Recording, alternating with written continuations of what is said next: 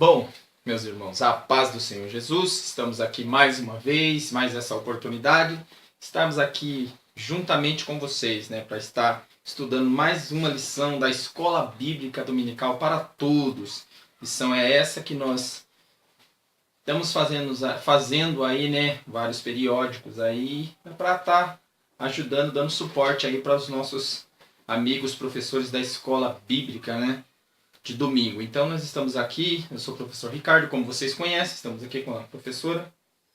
A paz do Senhor para todos, meu nome é Valdilene e é bom estar aqui com vocês mais uma vez. E nós vamos estudar nessa oportunidade, nesta semana, a lição de número 5, lição importantíssima, nem, vamos dizer assim, todas são importantes, Mas cada vez que nós vamos entrando, professora?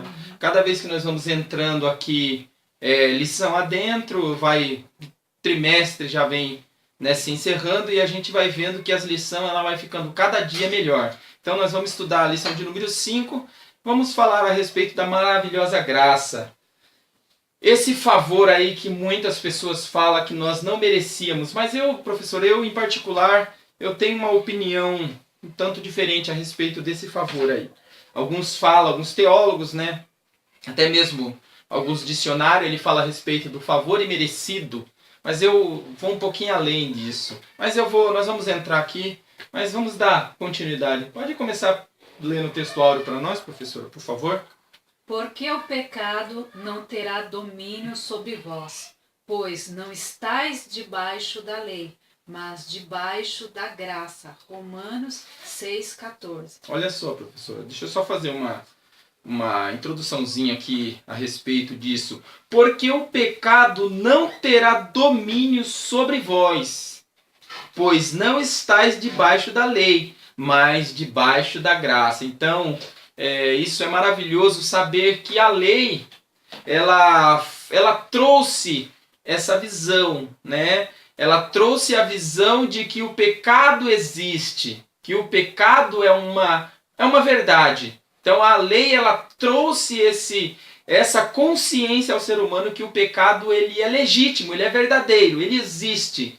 Mas ela não é entre tudo a salvação. A lei ela não faz o homem se tornar melhor. A lei ela não traz o homem a ser melhor. Ela inibe, mas ela não faz o homem ser melhor. Ela mostra que você está errado, mas ela não te liberta, ela não te salva. Por isso que a graça, ela superabundou, ela entrou no lugar, ela veio para mostrar e também para nos livrar da condenação. Então, isso é maravilhoso saber. A lei de Moisés, ela abriu os olhos do homem para que o homem viesse a saber que ele era pecador. Mas a graça que é Jesus Cristo, que é uma pessoa, não é um favor, Essa graça, no meu ponto de vista, que é uma pessoa, não um favor. Não é algo que ele fez, mas é o que ele é, o que ele se tornou por nós. Então a graça, assim, no modo que as pessoas veem, como algo que fez, mas não é simplesmente algo que ele fez, mas é algo que ele é. É algo que ele fez, mas é algo que ele é. Continua para nós, professor. Verdade prática. Cristo Jesus é a graça divina, manifestada em forma humana. Então olha só, a graça, Cristo é a graça divina. Então ele é a graça divina. Ele não é um favor, ele é a graça divina. Vamos lá, leitura bíblica em classe para nós dar.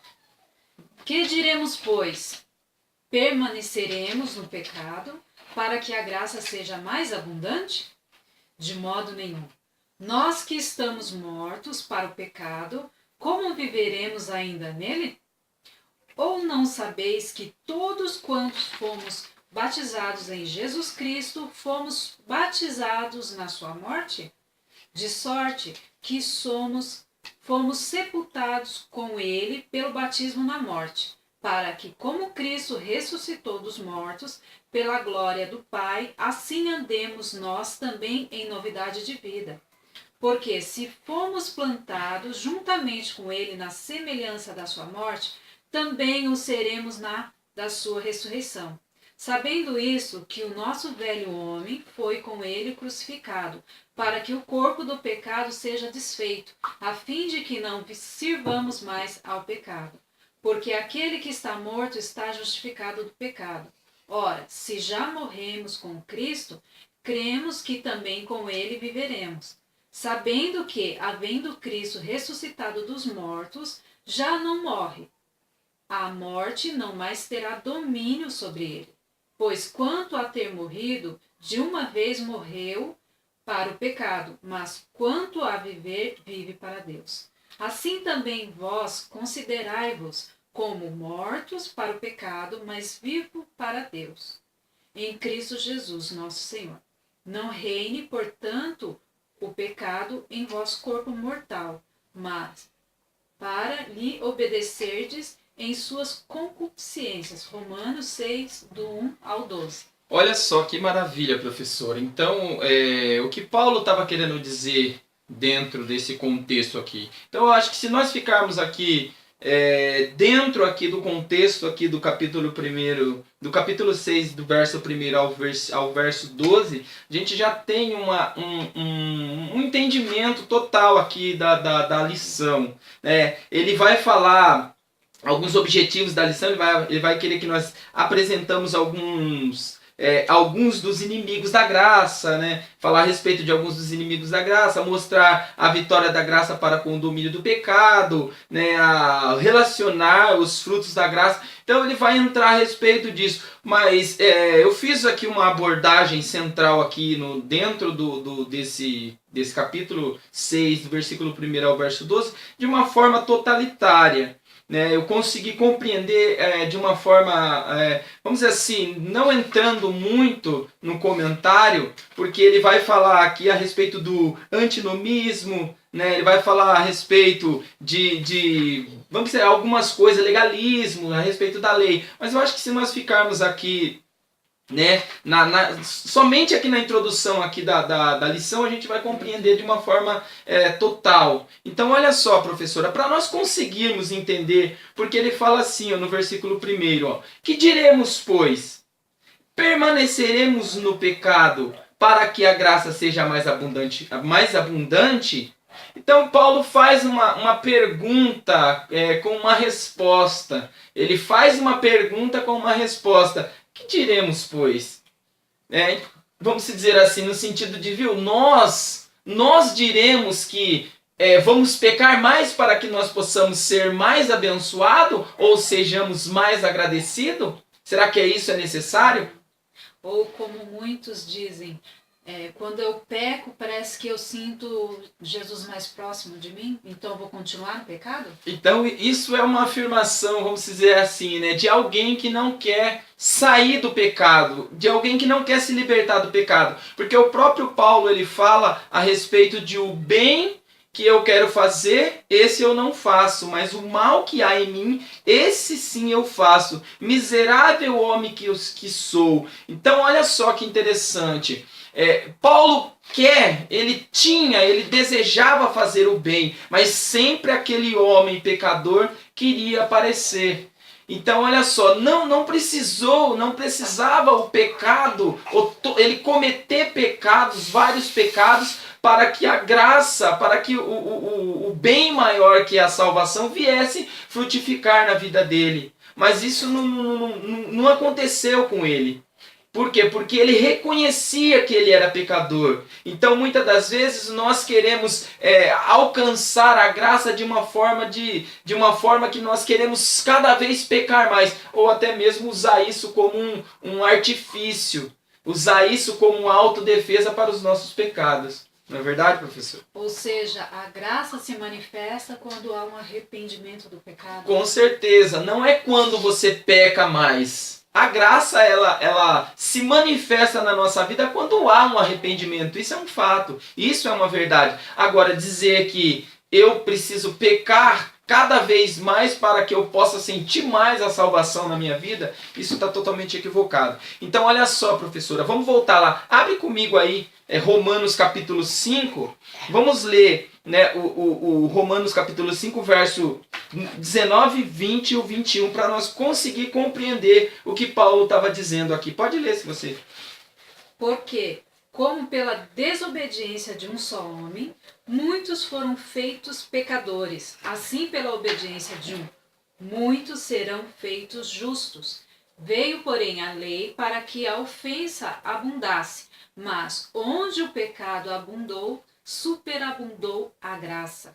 Para que assim como o pecado reinou na morte, também a graça reinasse pela justiça para a vida eterna, por Jesus Cristo nosso Senhor. Então, olha só, professor. Então, para nós podermos entender aqui, tivemos que ler aqui. Por quê? Porque nós vamos compreender o que Paulo estava dizendo. Porque aqui você vai ver que Paulo fala aonde o pecado abundou, superabundou, né, a graça. Então você vai ver, talvez havia uma desculpa entre eles, ou talvez alguém iria interpretar de uma forma equivocada o que Paulo estava querendo ensinar a respeito de que Paulo falando aqui aonde o pecado abundou, ou aonde você encontrou, ou onde você viu muitos pecados, a graça ela se sobressaiu, ou ela aumentou cada vez mais. Mas isso está aqui, nós tivemos que ler aqui para nós podermos entender lá atrás, lá na frente, quer dizer, lemos aqui atrás para entendermos lá na frente, porque aqui Paulo estava falando a respeito de algo, e Paulo dá a explicação no versículos à frente, no capítulo da frente, porque para que não entrasse numa exegese, para que não viesse uma interpretação equivocada da sua carta. Olha, Paulo então ele está falando que nós devemos pecar mais para que nós possamos alcançar mais a graça, né? Mas não era isso que Paulo estava falando, ó. Onde Paulo fala sobre o grande aumento do pecado, mas aonde o pecado abundou, a graça abundou ainda mais. Para que não houvesse distorções naquilo que Paulo tinha dito, ele explica, né, a respeito. Então vamos lá. Aí entra aqui, ó, no versículo 1. Aí ele diz: que diremos, pois? Né? Se nós já dizemos lá atrás, e agora, que diremos, pois? Permaneceremos no pecado para que a graça abunde? Aí ele dá a resposta. Mas no versículo 2 ele vem e diz: de modo nenhum.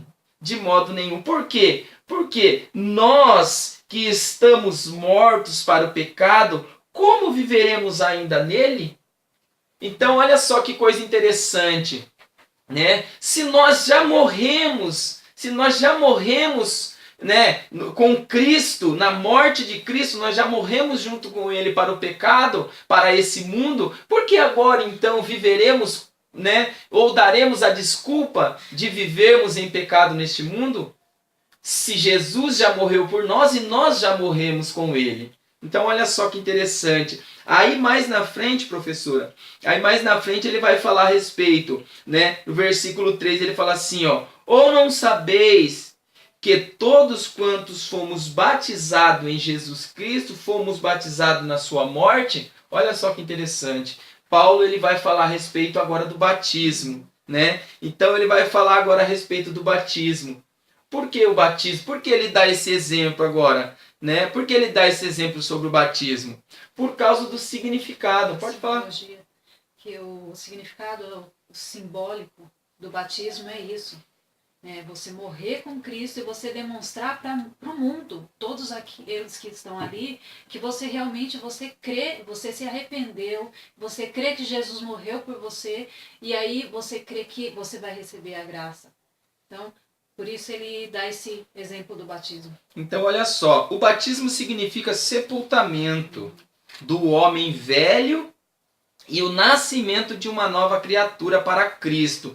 Então Paulo ele usa a simbologia, o símbolo do batismo para representar aquilo que ele estava falando, a respeito do que ele estava falando para os romanos ali. Olha, se nós já morremos com Cristo, por que então viveremos agora no pecado? Então olha, para aqueles que já se batizaram, porque Paulo batizou alguns, Pedro batizou alguns, né, até o Tiago, então os apóstolos batizaram. Então o significado do batismo na morte de Cristo era deitar com Cristo, né? A velha criatura deitou ali, o corpo físico ali deitou em pecado e renasceu agora uma nova criatura, né, com Cristo. Agora, nós deixaremos de pecar por causa disso?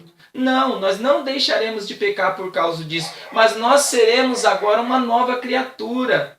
Né? As coisas velhas se passaram, eis que tudo se fez novo. Então aquela vida pecaminosa que nós vivíamos do passado, ela ficou para trás, ela foi enterrada ali no batismo, ela foi sepultada com Cristo e nós ressuscitamos agora uma nova criatura. Então daqui para frente é uma nova vida, é uma nova história com Cristo. Aquele homem morreu, aquele velho homem morreu, nasceu agora uma nova criatura. Então é isso que Paulo estava dizendo.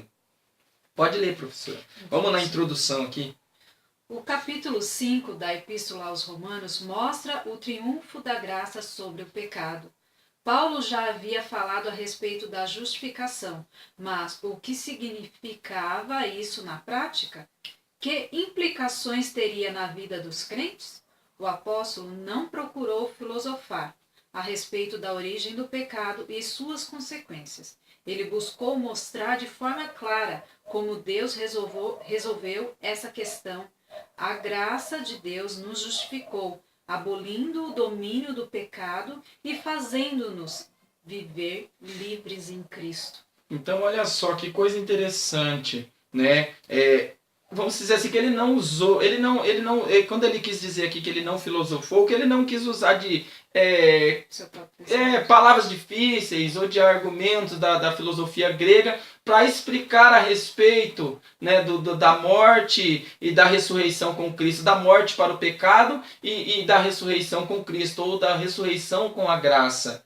Então ele não usou filosofia grega para explicar isso. Ele foi numa forma simples. Permaneceremos nós no pecado, sendo que nós já morremos com Cristo? Então ele usou a falácia de uma forma simples, de uma forma coloquial, mas simples. Então ele fez essa explicação de uma forma que todos nós conseguimos entender. Se nós morremos com Cristo, se nós morremos e ressuscitamos, morremos pecador e nascemos uma nova criatura para viver com Cristo, então não tem por que mais nós vivermos uma vida em pecado, uma vida de pecado. Logicamente, somos pecadores. Né? Somos pecadores até quando vier o arrebatamento e nos transformar. Nós ainda seremos pecadores enquanto nós estivermos aqui nesse corpo pecador, nesse corpo físico pecador. Mas quando nós formos transformados, né, naquele abrir e fechar de olhos, seremos criaturas agora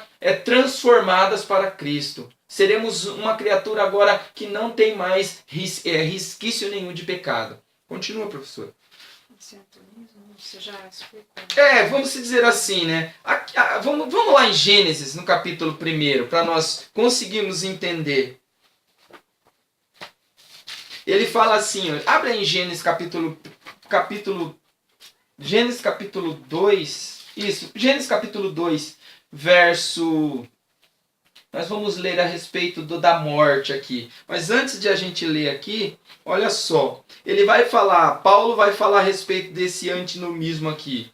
Né? Para não ficar em branco, para nós dar uma explicada rápida, ele fala que literalmente significa contra a lei. Vamos dizer assim, aquele que está contra a lei, aquele que não acredita que a lei, vamos dizer assim, que a lei ela é algo que te pune. Né? É algo que te mostra aquilo que você faz, porque a lei é para isso. A lei é para que você possa entender os seus pecados, para que você possa ter conhecimento dos seus erros. Então, quando Paulo fala que nós pecamos à semelhança, né, de Adão, ele estava querendo dizer que o nosso pecado ele vem desde Adão, porque Adão ele transgrediu um mandamento, ele transgrediu a lei de Deus. Né? Então por isso que ele fala a respeito aqui desse antinomismo, né? Que é aquele que é contra a lei, é aquele que, vamos dizer assim, não acredita que a lei ela traz assim ao conhecimento, né? Mas olha só, aqui o terceiro, vamos ler o segundo. Paulo não aceita e não confirma o antinomismo. Ele vai falar também a respeito desse antinomismo, né? Mas o terceiro que eu acho que é mais importante para nós comentarmos, legalismo. Dá uma lidinha para nós, professora. 6:15. Romanos 6:15.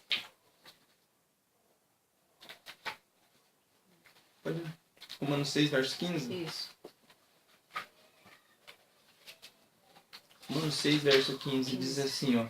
Pois que pecaremos, porque não estamos debaixo da lei, mas debaixo da graça?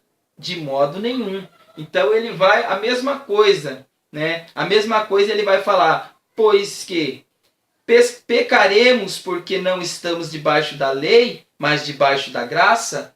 Então olha só, professora, eles, vamos dizer assim, eles estavam dando uma desculpa, eles estavam querendo dar uma desculpa aqui, por quê? Porque, vamos dizer assim, né? Vamos continuar pecando, né? Vamos continuar pecando porque nós não estamos mais debaixo da lei, mas debaixo da graça. Porque a graça, ela nos liberta, ela nos livra de toda a culpa. Ela nos tira toda a culpa do pecado, mas a lei nos condena. A graça não anula a lei.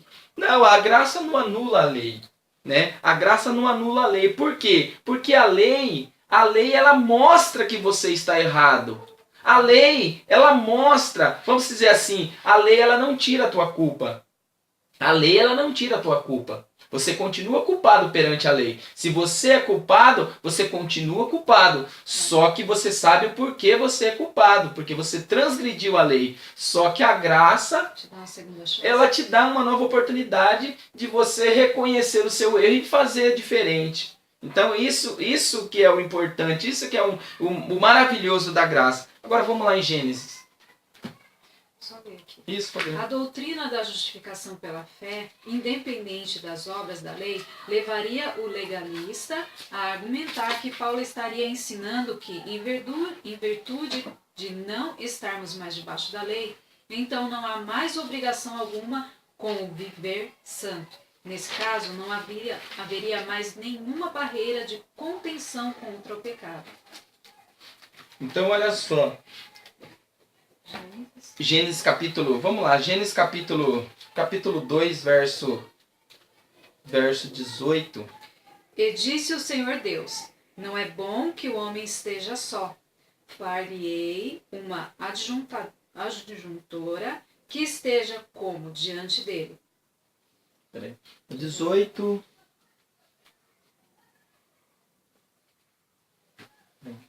É o 18. Acho que é o 2,16. Deixa eu ver. O 2, verso 16. É o 2, verso 16. Isso. É. E ordenou o Senhor Deus ao homem, dizendo: de toda a árvore do jardim comerás livremente, mas da árvore da ciência do bem e do mal, dela não comerás, porque no dia em que dela comeres, certamente morrerás. Então, olha só. Aqui que é o ponto importante. Né? Aqui é o ponto importante a respeito do que aconteceu. Vamos dizer assim, Deus deu uma ordem. Né? Deus deu uma ordem para que o homem não comesse daquele fruto. Porque se o dia que ele comesse, certamente ele morreria. Então essa foi a ordenança que Deus deu. Mas mesmo assim você vai ver que o homem ele desobedece essa ordenança. Então ali, esse não comer era uma lei. Foi algo que Deus colocou, né? Foi algo que Deus firmou com o homem, esse pacto de não fazer. Olha, não faça, porque vai ter uma consequência. Aí o homem foi e desobedeceu. Aí o que acontece? Toda lei, ela tem uma consequência. Todo mandamento ou toda lei, ela tem uma consequência. Você quebrou a lei, quebrou o mandamento, tem uma consequência. Então, aí você vai ver que, vamos dizer assim, lá eles estavam dando a desculpa, né, ou Paulo alertando para que eles não dessem a desculpa a respeito de se firmar na graça, né, se firmar na graça, porque a graça vai te perdoar de todos os pecados que você cometeu e você vai continuar debaixo, vamos dizer assim, da graça, cometendo todos os pecados, porque ela não vai te condenar. Trazendo para os dias de hoje, tem muitas pessoas que acham que quando comete, né, alguma coisa que é contra a lei, depois que ela venha se converter, crer que Jesus Cristo morreu por ela, tudo isso é apagado. Ela transgrediu a lei e ela não vai ser condenada porque ela aceitou Jesus. Isso é uma verdade ou uma mentira? Olha, No meu ponto de vista, vamos dizer assim, né? No meu ponto de vista, Transgrediu a lei humana. no meu ponto de vista toda lei ela é boa. Se você cometeu qualquer coisa contra a lei, independente de você sendo cristão ou não, estando permanecendo na fé ou não, continuando servindo a Deus ou não, você tem que pagar pelo seu erro. Por quê?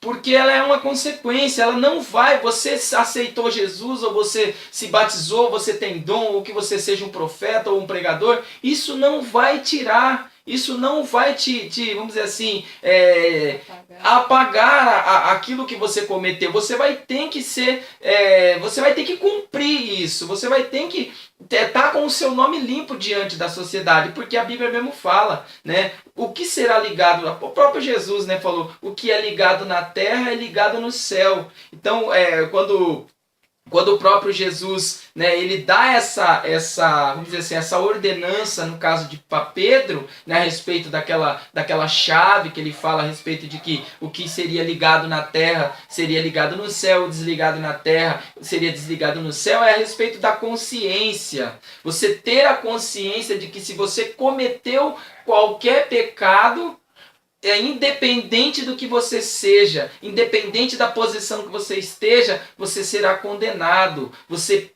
pagará pelo seu pecado. Agora, se você se arrepender diante de Jesus, logicamente você vai pagar pela sua culpa, mas diante de Deus você vai ser perdoado. Só que ele não é injusto. Aí é a graça, né? onde ela supera. A graça superabunda. Por quê? Porque ela vai te perdoar, mas ela não vai tirar de você cumprir aquela, vamos dizer assim, se você precisar ser preso, você vai ser preso. Se você precisar pagar uma indenização, se você precisar, né, pagar uma pensão, você vai ter que pagar, porque isso é uma consequência daquilo que você cometeu. Então, olha só, professor, aqui para nós, né, já ir para o segundo aqui, a doutrina da justificação pela fé, independentemente das obras da lei, levaria o legalista a argumentar que Paulo estaria ensinando que, em virtude de não estarmos mais debaixo da lei, então não há mais obrigação alguma com o viver santo, ou ser santo. Então, se você está embaixo da lei, você não precisa mais se santificar. Ou você está debaixo da graça, você não tem mais, nem nós estávamos falando esse exemplo, você não tem mais, né? Então, você tem vamos dizer assim, você tem todos os artifícios para você, se você cometeu qualquer erro, você estando embaixo da lei ou debaixo da graça, você vai ter que cumprir. Olha a segunda aqui para nós, né? A vitória da graça. A graça destrói o domínio do pecado. Para Paulo, o pecado era como um tirano impiedoso, que não poupava seus súditos. Ele reinou desde que entrou no mundo e seu domínio parecia não ser ameaçado. O pecado dominou os que não estavam debaixo da lei, sob sua egípcia. Não havia escapatória por causa do velho homem, uma expressão que Paulo era sinônimo de natureza caída e pecaminosa, que esse iníquo tirano conseguia reinar. Como se libertar, então, desse tirano?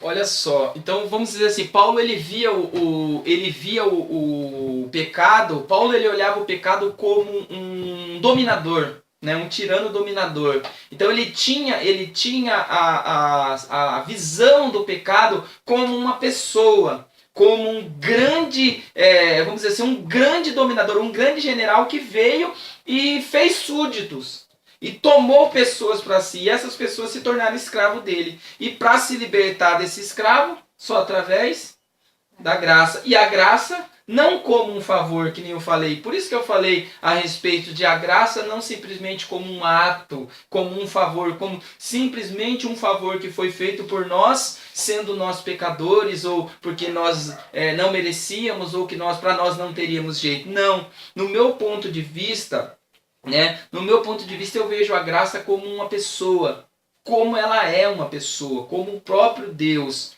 pelo ato que ele fez? Sim, mas também pelo que ele é. Por quê? Porque ele não olhou para nós, ele não olhou para nós simplesmente porque nós erramos. Não, ele olhou pela necessidade que ele tinha de demonstrar esse amor. Então, olha só a diferença. A necessidade de eu demonstrar aquilo que eu sou em essência. Então, Deus, o próprio Jesus, ele demonstrou através do seu ato aquilo que ele era, que era a graça salvadora. Então ele morreu por nós, sendo nós pecadores. Então ele não fez só um favor. Não, ele não fez só um favor. Ele sentiu a necessidade de demonstrar esse amor por nós.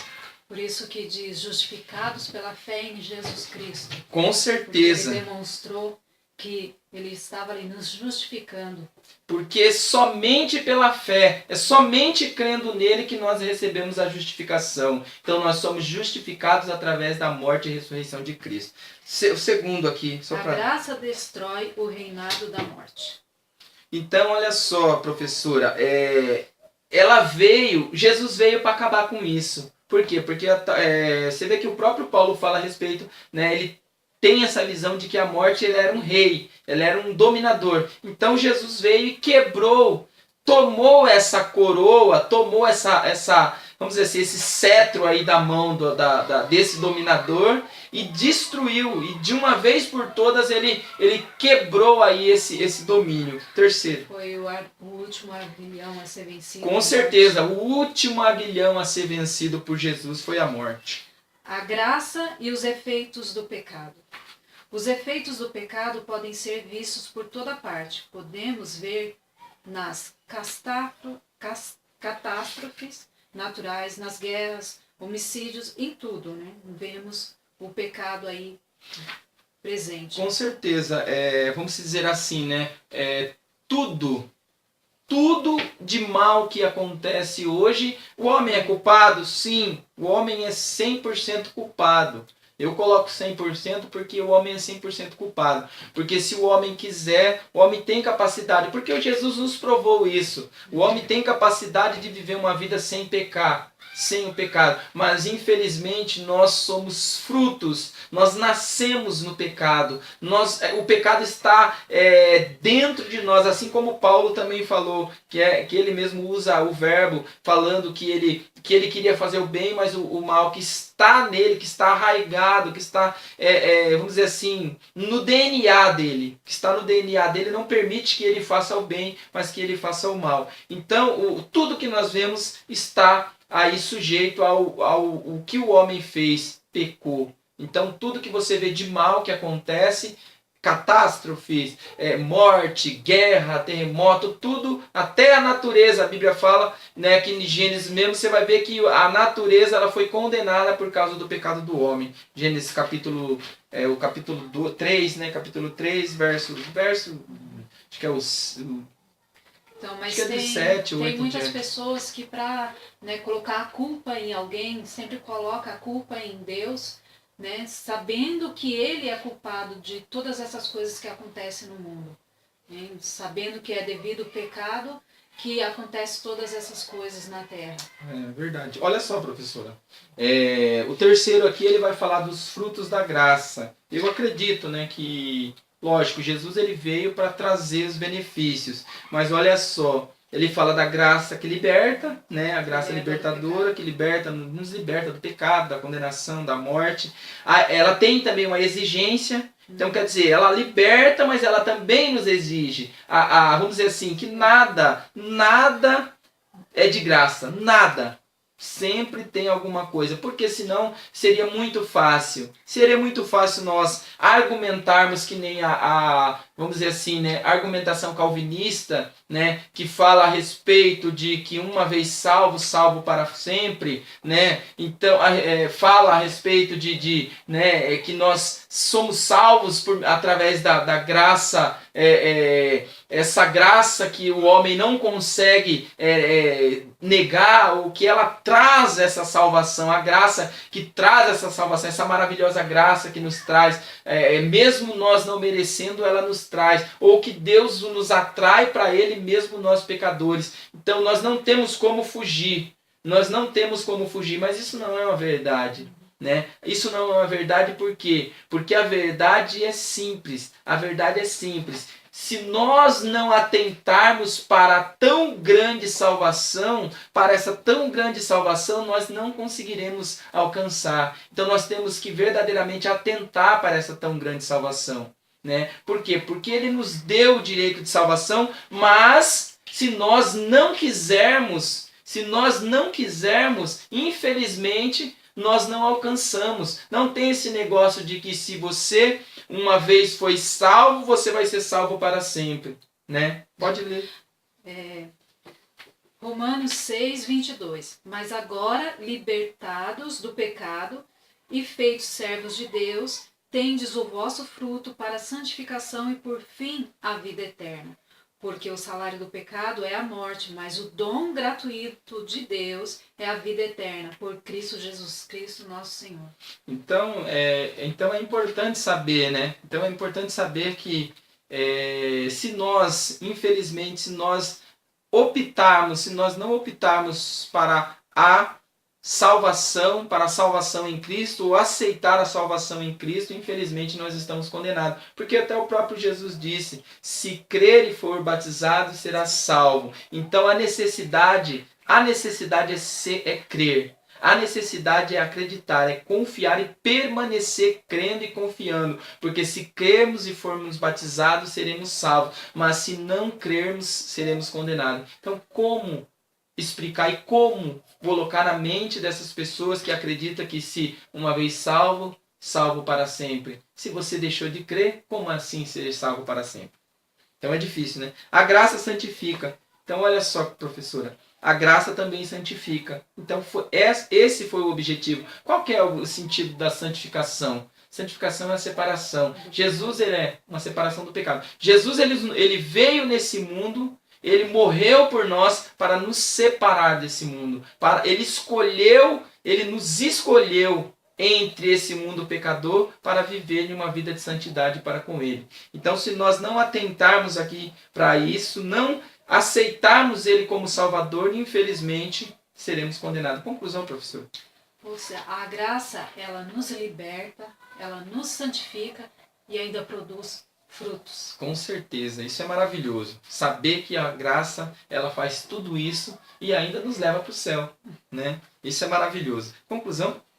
Vimos nessa lição quem são os inimigos da graça. Conhecemos a vitória da graça e os seus frutos. Tudo o que temos e tudo o que somos só foram possíveis pela graça de Deus. Essa graça é que trouxe salvação, porque a graça salvadora de Deus se há manifestado a todos os homens, que venhamos viver segundo a recomendação de Tito, renunciando à impiedade e vivendo neste presente século de forma sóbria, justa e piamente. Tito 2, 11 e 12. Isso é maravilhoso. Então vamos permanecer na graça, né? Não vamos sair aí testar, né? Testar aí a salvação meritória ou a salvação aí, né? Através da uma vez salvos para sempre. Não vamos confiar nisso, porque nenhuma dessas nós podemos abandonar a fé, sair da presença de Deus e acontecer que nós não conseguiremos voltar e perder a nossa salvação, porque a salvação ela é conquistada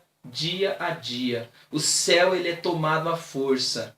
O céu ele é tomado à força. Então fica aí a dica. O céu é tomado à força. A salvação ela é conquistada dia a dia. Você não conquista a salvação hoje e pode fazer o que você quiser, que amanhã, se você morrer, você vai para o céu. Não. A salvação ela é dia após dia. Então fica aí a dica.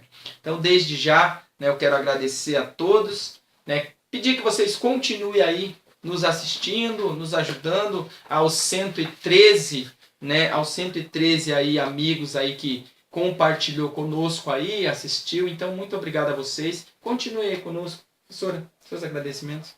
Maravilhosa graça e glória a Deus por isso. Obrigado a todos. Vamos orar e pedir que Deus nos abençoe e abençoe também a sua vida. Senhor Jesus, nós te louvamos, Pai, te agradecemos por essa oportunidade. Continua, Senhor, conosco, dando graça aos nossos ouvintes, todos aqueles que nos compartilham, que nos assistem. Nós falamos, Senhor, Nós dizemos a tua palavra, ensinamos, Senhor, aquilo que nós aprendemos, porque a vitória é essa, falar, Senhor, aquilo que nós estamos aprendendo. E eu quero te pedir, continue nos dando sabedoria para continuar ensinando. Em nome de Jesus eu te agradeço. Amém. Deus abençoe a todos. Fiquem na paz.